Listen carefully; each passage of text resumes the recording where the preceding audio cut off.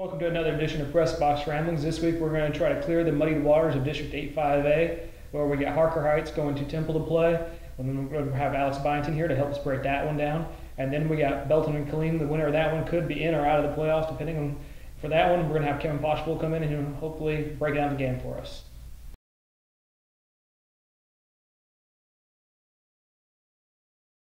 All right, now I'm joined by Alex Byington. We're going to break down the Harker Heights Temple matchup. Alex, these two teams are extremely different in how they approach the game.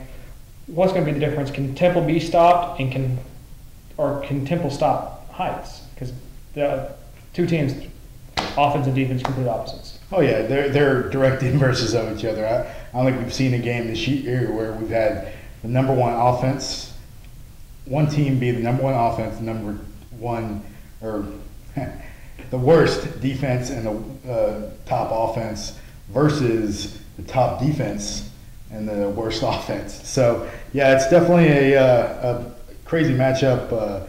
Obviously, Heights' big thing is stopping. You know, they did it against Belton. They shut out Belton, which was going into it one of the top 3 to 4 offenses in the entire district. So, although I doubt they can stop Temple. Temple is kind of a step above pretty much everybody but Midway. So, it's going to be a challenge, but you got to think if Heights can just stop Temple once or twice, maybe their offense can take a lead or get something going. You know, Marcus Anderson will be back this week, and if they can kind of keep it moving, maybe they can kind of just get 1 or 2 stops and win the game. All right, if you're going to stop Temple, what do you think Heights is going to do a better job of? What do they do a better job of? Do they do a better job of stopping the pass where Zach Allen's throwing for 1,800 yards, or do they try to focus on stopping Zach Allen, Galen Sanders, and Keith Gould, who have rushed for 1,800 yards combined? It's kind of, pick your poison with them. Their strength is in their secondary and their linebackers and their cornerbacks. So basically, if they can do something in there to avoid the big plays downfield, I think they feel comfortable up front where they can kind of limit the big plays on the line. They're going to, Galen and they have so many. They're going.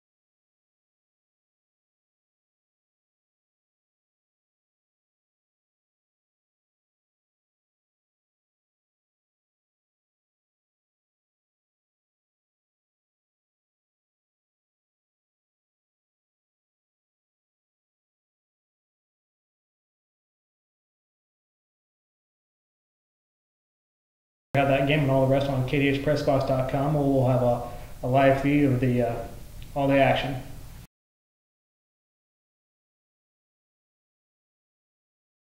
All right, now I'm joined by Kevin. We're going to break down the Belton versus Killeen match, which really could come down to which team makes the playoffs and which team doesn't. Kevin, Belton's coming off a big win last week, but Killeen's been looking pretty good through mid-district, especially offensively. What do they need to do to try to stop Belton and get this win? I think the key for Killeen right now is stopping Belton's run game. Belton's not a very run-heavy team, but they use their running offense to set up their passing offense. And teams have found some success running against Killeen. Midway's running back ran for 350 last week.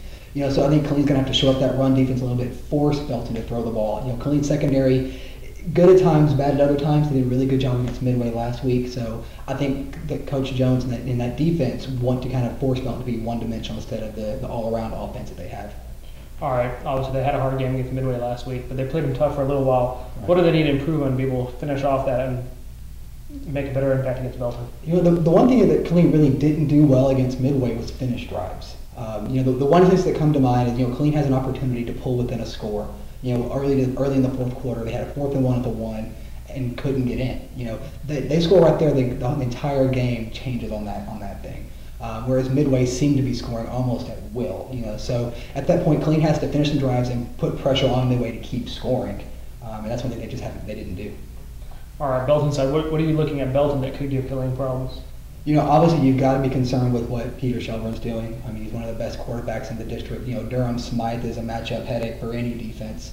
He's going to be a headache. Rhodes is a good back. They've got a plethora of guys who, maybe they're not a Chad President at Temple or a Zach Allen from Temple or a Vondarius King at Copper's Cove, but they're all good, great role players. They all have their own little roles in that offense, and they're all so efficient. So I think that's what's probably the scariest thing about this Belton team right now. All right. At the end of the game, what do you think is going to be the difference? The difference I think is going to be Killeen's running game. Belton's defense got 9 returning starters from last year's team. If Killeen can run the ball effectively like they did against Midway, Midway had the best defense in the district, and Killeen ran for 400 yards against them. So if Killeen can get its running game going, keep the Belton's offense off the field, use their running game to open up a passing game, however it is, whether it's a big game or not. They make the Killeen offense more versatile. They can score a lot of points and make Belton play catch up. All right, then the night, who's going to be better inside track at the playoffs? I think if Killeen wins, they've got the inside track. At that point, all they've really got to do is just beat Ellison. And they're almost a shoo-in at that point. Belton's got a tough schedule ahead still, so they really need this game. The win over Cove was huge, obviously, to get them back on track. But it's kind of a must-win. They've got to beat Killeen to get to keep that going because they got a hard schedule coming up. All right, don't forget to check out that game on KDSPressbox.com. We'll have video after the game and, of course, a live chat with all of our reporters.